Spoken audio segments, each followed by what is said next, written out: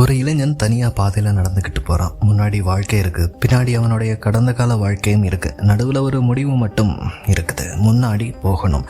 David Balfour அந்த மனநிலையில் தான் கிளம்புனான். அவனுக்கு இன்னும் உலகம் நேர்மையாக தோணுச்சு. மனிதர்கள் ஏமாற்றுவாங்கன்னு தெரியும், ஆனால் தன்னோட வாழ்க்கையே யாராவது எடுத்துக்குவாங்கன்னு அவன் நினச்சதே இல்லை. அவன் போகிற இடம் குடும்பம் இருக்கும் இடம். அங்கே போனால் தன்னோட எதிர்காலம் ஆரம்பிக்கும்னு நினச்சிருந்தான். பாதை அமைதியாக இருந்தது, காற்று நல்லா இருந்தது. ஆனால் சில பயணங்களில் ஆபத்து சத்தமாக வராது. அது கதவு திறந்ததும் தான் ஆரம்பிக்கும்.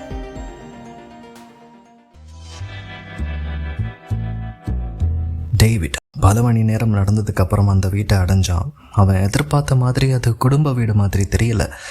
பெருசாக இருந்துச்சு, ஆனால் வாழுகிற வீடு மாதிரியும் இல்லை. வெளியே சத்தம் இல்லை, கதவு திறக்க நேரம் எடுத்துக்கிட்டது. திறந்த மனிதரை பார்த்த உடனே டேவிட்டுக்கு ஏதோ வித்தியாசமாக தோணுச்சு. இவர் தான் எபனேசர், உறவுன்னு சொல்லப்பட்டவர். ஆனால் வரவேற்புங்கிறது இல்லை. அவர் டேவிட் முகத்தை பார்த்தார், அப்புறமா அவன் பையன் பார்த்தார், அப்புறமா மறுபடியும் முகத்தை பார்த்தார். வீட்டுக்குள்ளே அழைச்சார், ஆனால் அது விருந்தோம்பல் மாதிரி தெரியலை. யாரையோ அளந்து பார்க்குற மாதிரி இருந்தது. வீட்டுக்குள்ளே போனதும் அந்த உணர்ச்சி இன்னும் அதிகமாச்சு டேவிட்டுக்கு. பெரிய வீடாக இருந்தாலும் சில அறைகள் மட்டும்தான் பயன்படுத்தப்பட்ட மாதிரி இருந்தது. ஜன்னல்கள் மூடப்பட்டிருந்துச்சு, வெளிச்சம் குறைவாக இருந்துச்சு, தேவையில்லாமல் கதவுகள் பூட்டப்பட்டு இருந்தது. டேவிட் பேச முயற்சி பண்ணான். தன்னோட பயணம், குடும்பம், எதிர்பார்ப்பு இதெல்லாம் சொன்னான். எபனேசர் கேட்டுட்டு இருந்தார். ஆனால் அவன் சொன்ன விஷயத்தை விட அவன் எவ்வளவு தெரிஞ்சிருக்கு அவனுக்கு விஷயங்கள் அப்படிங்கிறத கவனிக்கிற மாதிரி தான் இருந்தார் அவர். சில நேரம் நடுவில் பேச்சை நிறுத்தி அமைதியாக இருந்தார். அந்த அமைதி தான் டேவிட்டுக்கு கேள்விகளை உருவாக்க ஆரம்பித்தது. சாப்பாடு நேரத்தில் விஷயம் இன்னும் விசித்திரமாச்சு. மேசை பெருசாக இருந்துச்சு, ஆனால் சாப்பாடு சின்னதாக இருந்துச்சு. எபனேசர் அவனை பற்றி நிறைய கேட்டார். குறிப்பாக குடும்பம், யார் எல்லாம் இன்னும் உயிரோடு இருக்காங்க, யார் எல்லாம் என்ன சொல்லி அனுப்பி விட்டுருக்காங்கன்னு கேட்டார். டேவிட் நேர்மையாக பதில் சொல்லிகிட்டு இருந்தான். அவன் இன்னும் சந்தேகப்பட ஆரம்பிக்கலை, ஆனால் அவன் ஒரு விஷயம் கவனிச்சான். எபனேசர் ஒவ்வொரு பதிலும் கேட்டதுக்கு அப்புறம் நிம்மதியாகிற மாதிரி இருந்தார். அதே நேரத்தில் வீட்டில் யாரும் வேலை பார்க்கலை, யாரும் வரலை. அந்த அளவுக்கு அமைதியான வீடு. டேவிட்டுக்கு முதல் முறையாக பயமாக தோண ஆரம்பித்தது. அடுத்த நாள் காலை எபனேசர் திடீர்னு டேவிட்டுக்கு ஒரு வேலை கொடுத்தார். வீட்டுக்கு வெளியில் இருந்த ஒரு பழைய பகுதியில் இருந்து ஏதோ எடுத்துகிட்டு வர சொன்னார். அது சாதாரண வேலை மாதிரி தோணுச்சு. டேவிட்டும் போனான். ஆனால் அந்த இடம் பாதுகாப்பு இல்லாமல் இருந்தது. பழைய படிக்கட்டு, கீழே ஆழம், பிடிக்க இடம் ரொம்ப கம்மியாக இருந்தது. மேலே இருந்து பார்த்த நேரத்தில் அவனுக்கு ஒரு எண்ணமே வந்துச்சு. இங்கே தவறாக நம்ம விழுந்துட்டோம் அப்படின்னா யாருக்குமே தெரியாமல் போயிடலாம். அந்த எண்ணம் வந்த அவன் உடனே மேலே வந்தான். திரும்பி வந்த நேரத்தில் எபனேசர் முகத்தில் ஒரு சின்ன ஏமாற்றம் தெரிஞ்சது. அது சில வினாடி தான், ஆனால் டேவிட் அதை மறக்கலை. அதுக்கப்புறம் அவன் உன்னிப்பாக கவனிக்க ஆரம்பித்தான் எபனேசரை. வீட்டில் சில பகுதிகள் ஏன் திறக்கப்படலை, ஏன் வெளியே யாரும் வரமாட்டேங்கிறாங்க, ஏன் எபனேசர் அவன் வெளியே போகிறத விரும்பலை, அதாவது டேவிட் வெளியே போகிறத ஏன் விரும்பலை. சில கேள்விகளுக்கு நேரடி பதில் கிடைக்கல, ஆனால் உணர்ச்சி கிடைச்சது. இங்கே ஏதோ மறைக்கப்படுது. அந்த இரவு டேவிட் மேலே மாடியில் நடக்கிற சத்தத்தை கேட்டான். யாரும் நடந்து போகிற மாதிரி. அவன் கேட்டப்போ எபனேசர் உடனே மறுத்தார். அப்படிலாம் எதுவும் இல்லைப்பா, போய் படு அப்படிங்கிற மாதிரி. அந்த அவசரம் டேவிட்டுக்கு இன்னும் சந்தேகத்தை கொடுத்தது. அவன் முதல் தடவையாக யோசித்தான், இந்த வீடு என்னோட வரவுக்காக தயார் பண்ணப்பட்டதா, இல்லை என்னால் ஏதாவது மாறப்போகுதா. மாலை நேரத்தில் எபனேசர் திடீர்னு நல்லவர மாதிரி நடந்துக்க ஆரம்பித்தார். வெளியே போய் காற்று வாங்கிட்டு வரலாம் அப்படின்னு கடற்கரை பக்கம் போகலாம்னு சொன்னார். அந்த மாற்றம் டேவிட்டுக்கு கொஞ்சம் நிம்மதி கொடுத்தது. ஒருவேளை தான் அதிகமாக யோசிக்கிறேனோன்னு நினச்சிக்கிட்டான். ஆனால் அன்றைக்கி நைட்டும் தூங்குறதுக்கு முன்னாடி ஜன்னல் வழியாக பார்த்த நேரத்தில் வீட்டுக்கு வெளியே தெரியாத சில பேர் நின்றுக்கிட்டு இருந்தாங்க. அவங்க உள்ளே வரலை, பேசலை, ஆனால் காத்துக்கிட்டு இருந்த மாதிரி இருந்தது. யாருக்காகவோ எதுக்காகவோ. அடுத்த நாள் காலையில் டேவிட் கிளம்ப தயாரானா. அவன் இன்னும் உண்மையை தெரியாமல் இருந்தான். ஆனால் உள்ளுக்குள்ளே ஒரு உணர்ச்சி மட்டும் இருந்தது. அந்த பயணம் ஆரம்பித்த இடத்துக்கு திரும்பி போகிறது இப்போ அவன் நினைவுக்கு அளவுக்கு சுலபமாக இருக்காதுங்கிறது. எபனேசர் ஆரம்பத்தில் இருந்தே திட்டம் போட்டுக்கிட்டு இருக்கிறாரா, ஏதாவது டேவிட் ஏதோ பெரிய விஷயத்துக்குள்ளே சிக்கிக்கிட்டனா. அந்த வெளியே நின்னவங்கெல்லாம் யார், அவன் உடனே தூங்க போனதுனால பார்க்க முடியாமல் போயிடுச்சு. உங்களுக்கு தெரிஞ்சுதான் கமெண்ட்டில் சொல்லுங்கள், மேற்கொண்டு பார்க்கலாம். டேவிட் அடுத்த நாள் காலை எபனேசர் கூட கிளம்பினான். வெளியே பாதை சாதாரணமாக இருந்தது. ஆரம்பத்தில் டேவிட் மனசில் ஒரு சந்தேகம் கொஞ்சம் குறைஞ்சு தான் இருந்தது. ஒருவேளை நம்ம தான் அதிகமாக ஓவராக திங்க் பண்ணிக்கிட்டோமோ இவரை பற்றி தப்பா அப்படின்னு நினச்சிக்கிட்டான். எபனேசர் வழியில் அதிகமாக பேசினாலும் சின்ன விஷயங்கள், வானிலை, பாதை, கடல் இதை பற்றி மட்டும்தான் பேசிகிட்டு இருந்தார். ஆனால் அந்த அமைதியிலேயே டேவிட்டுக்கு இன்னொரு விஷயம் தோண ஆரம்பித்தது. இந்த மனிதர் அவன்கிட்ட நெருக்கமாக முயற்சி பண்ணவே இல்லை. அவன் கூட நடக்கிறார், ஆனால் அவன் கூட இல்லை. அந்த உணர்ச்சி டேவிட் மனசில் நின்றுக்கிட்டே இருந்தது. கடற்கரை அடைந்த நேரத்தில் ஒரு கப்பல் காத்துக்கிட்டு இருந்தது. அது பெருசாக இல்லை, ஆனால் சாதாரண மீன்பிடி படகு மாதிரியும் இல்லை. அங்கே இருந்த சில ஆட்கள் எபனேசரை ஏற்கனவே தெரிஞ்ச மாதிரி நடந்துக்கிட்டாங்க. டேவிட் அதை கவனிச்சுக்கிட்டான். ஆனால் இன்னும் சந்தேகத்தை வெளியில் காட்டலை. எபனேசர் அவன்கிட்ட கப்பலில் உள்ளே பார்த்து வாப்பா மெதுவாக சொன்னார். அது இயல்பாக கேட்ட மாதிரி தான் இருந்தது. டேவிட்டும் உள்ளே போனான். சில வினாடிகள் அமைதியாக இருந்தது. அடுத்த நொடியில் பின்னாடி கதவு மூடுற சத்தம் கேட்டது. அவன் உடனே திறக்க முயற்சி பண்ணான். வெளியில் சத்தம் கேட்டுச்சு, ஆனால் யாரும் திறக்கவே இல்லை. முதல் சில நிமிஷம் டேவிட்க்கு நடந்தது அவனால் நம்பவே முடியல. கோபம் வந்துச்சு, கத்தணும்னு தோணுச்சு. ஆனால் கொஞ்ச நேரத்துக்கு அப்புறமா அமைதியாக உட்கார்ந்தான். அவன் நினச்சான், இப்போ கோபப்படுறதுல பயனே இல்லை, என்ன நடக்குதுன்னு தெரிஞ்சுக்கணும். சில நேரத்துக்கு பின்னால் ஒருத்தர் உள்ளே வந்தார். சாப்பாடு மாதிரி ஏதோ வச்சுட்டு வெளியே போக முயற்சி பண்ணார். டேவிட் கேள்வி கேட்டான், பதில் கிடைக்கல. ஆனால் அவர் முகத்தில் இருந்த பார்வை ஒரு விஷயத்த சொல்லுச்சு, இங்கே இது புதுசு இல்லை. அந்த உணர்ச்சி டேவிட்டுக்கு இன்னும் ரொம்ப பயத்தை கொடுத்தது. கொஞ்ச நேரத்துக்கு பிறகு அவனை மேலே வர விட்டாங்க. கடல் நடுவில் கப்பல் போய்கிட்டு இருந்தது. கரை கண்ணுக்கே தெரியல. அந்த நேரத்தில் டேவிட்டுக்கு தெளிவாக புரிஞ்சிச்சு, இது சின்ன ஏமாற்றம் இல்லை, அவனை எங்கேயோ அனுப்புகிறாங்க, ஏன்னு தெரியல. ஆனால் அவன் சுற்றி பார்க்க ஆரம்பித்தான். யார் முடிவு செய்கிறாங்க, யார் சாதாரண வேலை செய்கிறாங்கன்னு கவனித்தான். அந்த நேரத்தில் ஒருத்தர் அவனோட கவனத்துக்கு வந்தார். மற்றவங்கள மாதிரி இல்லாமல் அமைதியாக இருந்தார். ஆனால் எங்கேயுமே எபனேசர் இல்லை. யாரையும் இம்ப்ரெஸ் பண்ண அந்த ஆள் முயற்சி பண்ணலை. யாருக்கும் பயப்படுற மாதிரியும் இல்லை. அவர்தான் ஆலன் பிரக். ஆலன் உடனே நண்பனாக ஆகலை. பெரிய பேச்சும் இல்லை. ஆனால் அவர் டேவிட்டை பார்த்த விதம் வேறு மாதிரி இருந்தது. மற்றவங்க அவனை சிக்கனவன் மாதிரி பார்த்தாங்க, சிக்கிட்டான்டாங்கிற மாதிரி. ஆலன் மட்டும் அவன் என்ன செய்கிறான்னு கவனித்த மாதிரி இருந்தார். கொஞ்ச நேரத்துக்கு பிறகு ஆலன் டேவிட் பக்கத்தில் வந்துட்டு ஒரு கேள்வி மட்டும் கேட்டார். உன்னை இங்கே கொண்டு வந்தது யாருப்பா? நீயா வந்தியா? டேவிட் இல்லைன்னு சொன்னான். ஆலன் தலையாட்டினார். அதுக்கு மேலே எதுவும் சொல்லலை. சரிங்கிற மாதிரி தலையாட்டிட்டு போயிட்டார். ஆனால் அந்த ஒரு கேள்வியே டேவிட் மனசில் ஏதோ மாற்ற ஆரம்பிச்சது. இப்போ நடந்ததில் அவனால் எதுவும் செய்ய முடியலை. ஆனால் அடுத்தது என்ன நடக்கும்னு முடிவு பண்ணுறதுல அவனால் ஏதாவது செய்ய முடியும்னு முதல் தடவையாக ஒரு நம்பிக்கை டேவிட்டுக்குள்ளே தோணுச்சு. நைட்டு நேரம் வர வர கப்பலோட சூழ்நிலை மாற ஆரம்பிச்சது. சிலர் மெதுவாக பேச ஆரம்பிச்சுக்கிட்டாங்க. சில பார்வைகள் ஆலன் பக்கம் திரும்ப ஆரம்பிச்சது. டேவிட் அதை கவனிச்சான். ஆலன் மட்டும் வெளியில் கடலை பார்த்துக்கிட்டு உட்காந்துருந்தார்.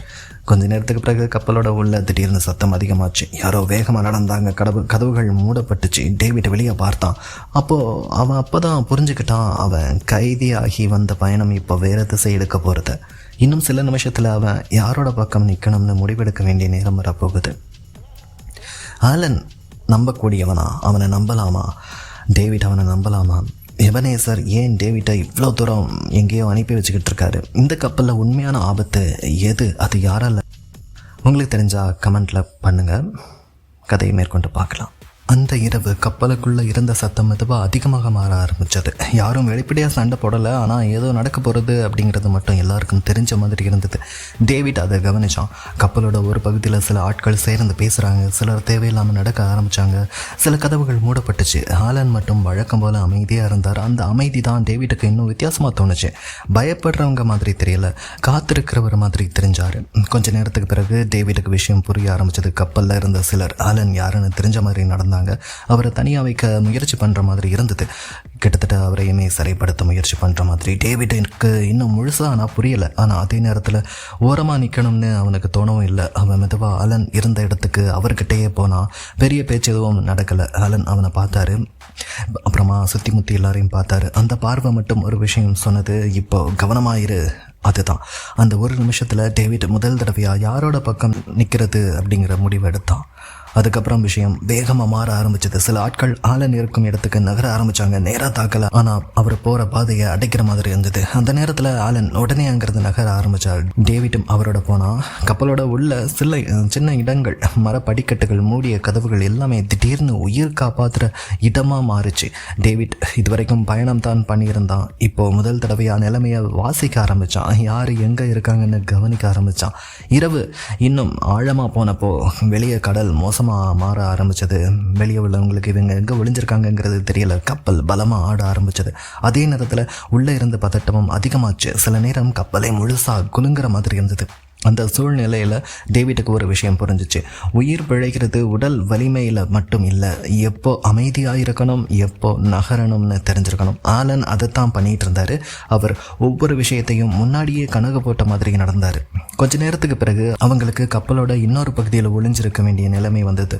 அங்கே இருந்த நேரத்தில் டேவிட்டுக்கு முதல் தடவையாக அமைதியாக யோசிக்க நேரம் கிடைச்சது. அவன் நினச்சான், சில நாட்கள் முன்னாடி வரை தன்னோட வாழ்க்கை எப்படி இருக்கும்னு யோசித்தவன் இப்போ அடுத்த 1 மணி நேரம் எப்படி கடக்க போகுதுன்னு யோசிச்சுட்டு இருந்தான். அந்த எண்ணம் அவனை உள்ளுக்குள்ளே மாற்ற ஆரம்பிச்சது. அவன் கோபம் குறைஞ்சது, கவனம் அதிகமாச்சு. அதுக்கப்புறம் ஆலன் அவனை பார்த்துட்டு ஒரே ஒரு கேள்வி மட்டும் கேட்டார். இங்கேருந்து வெளியே போனால் என்ன பண்ணுவேன்? டேவிட் உடனே பதில் சொல்லலை. கொஞ்ச நேரம் கழிச்சு சொன்னான், திரும்பி போவேன், ஆனால் பழைய மாதிரி இருக்க மாட்டேன். ஆலன் சின்ன சிரிப்போட தலையை ஆட்டினார். அதுக்கு மேலே எதுவும் பேசலை. விடியற் காலை நேரம் நெருங்க ஆரம்பித்தது. வெளியே காற்று கொஞ்சம் பலமாக மாற ஆரம்பித்தது. ஆனால் உள்ள ஆபத்து முடியலை. அதுக்குள்ளே இன்னொரு செய்தி டேவிட் காதுக்கு வந்துச்சு. கப்பல் போகிற பாதையிலேயே இன்னும் பெரிய பிரச்சனை காத்திருக்குதுங்கிற மாதிரி. இவ்வளவு நேரம் அவன் மனிதர்களால் சிக்கிக்கிட்டு இருந்தாங்க 2 பேருமே. இனிமேல் இயற்கையோடு சிக்க போகிறாங்க, போராட போகிறாங்க. டேவிட் கப்பலோட விளிம்பில் நின்றுட்டு இருட்டான கடல், வைகரை காலையில் விடிந்து முடியாத கடலை பார்த்துட்டு இருந்தான். இப்போ அவனுக்கு புரிஞ்சிச்சு, தப்பிச்சா மட்டும் போதாது, உயிரோட திரும்பணும். டேவிட் மாற ஆரம்பிச்சிட்டானா? ஆலன் உண்மையிலேயே நண்பனா, இல்லை அவருக்கும் தனியாக நோக்கம் இருக்குதா? இனிமே பெரிய ஆபத்து மனிதர்களால் வரப்போதா இல்லை கடலாலையா? கமெண்ட்டில் சொல்லுங்கள். விடியற்காலை நேரம் நெருங்குற நேரத்தில் கப்பலோட சூழ்நிலை திடீர்னு மாற ஆரம்பிச்சது. இரவு முழுக்க இருந்த பதட்டம் இப்போ வெளியில் தெரிய ஆரம்பிச்சது. கடல் அமைதியாக இல்லை, காற்று பலமாக இருந்தது. கப்பலில் இருந்த ஆட்களும் அமைதியாக இல்லை. சிலர் வேகமாக வேலை பார்த்தாங்க, சிலர் சண்டை வரப்போகிற மாதிரி பதட்டமாக இருந்தாங்க. டேவிட் இப்போ முன் போல் எல்லாத்தையும் புரிஞ்சுக்கணும்னு முயற்சி பண்ணலை. என்ன முக்கியம், எதை கவனிக்கணும்னு அதை மட்டும் தேர்வு பண்ணி கவனிக்க ஆரம்பித்தான். அது அவன் மாற ஆரம்பித்ததோட முதல் அடையாளமாக இருந்தது. கொஞ்ச நேரத்துக்கு பிறகு உண்மை தெளிவாக தெரிய ஆரம்பித்தது. டேவிட்டை கப்பலுக்குள்ள அனுப்புனது சின்ன கோபம் இல்லை. எபனேசர் தன்னோட சொத்து, உரிமை, எதிர்காலம் இதையெல்லாம் காப்பாற்றிக்க முயற்சி பண்ணியிருந்தார்.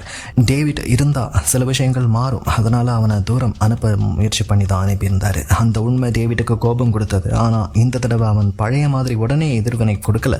இப்போ அவன் ஒரே ஒரு விஷயம் நினைச்சான், உயிரோடு திரும்பணும், அப்புறமா எல்லாத்தையும் பார்த்துக்கலாம். அதுக்குள்ள கப்பலுக்கு இன்னொரு பிரச்சனை வந்துச்சு. கடலோட நிலை மோசமாக மாற ஆரம்பிச்சது. கப்பல் வழக்கத்தை விட்டு ஆட்ட ஆரம்பிச்சது.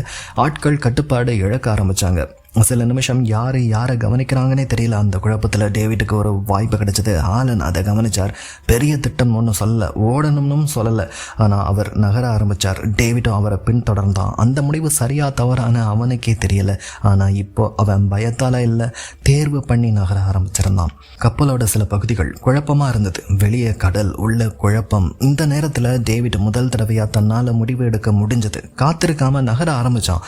சில நேரம் முன்னாடி வர அவன் வாழ்க்கை யாரோ தீர்மானிச்சுட்டு இருந்தாங்க. இப்போ அவன் ஒரு சின்ன முடிவு எடுத்தாலும், ஒரு சின்ன முடிவாக இருந்தாலும் அது அவனோட முடிவாக இருந்தது. அதுதான் அவனை மாற்ற ஆரம்பிச்சது. அந்த நேரத்தில் ஆலன் அவனை பார்த்து ஒரு வரி மட்டும் சொன்னார். உயிர் பிழைக்கிறவங்க எப்போ வலிமையானவங்க இல்லை, நிற்க வேண்டிய நேரம், நகர வேண்டிய நேரம் எல்லாம் தெரிஞ்சவங்க.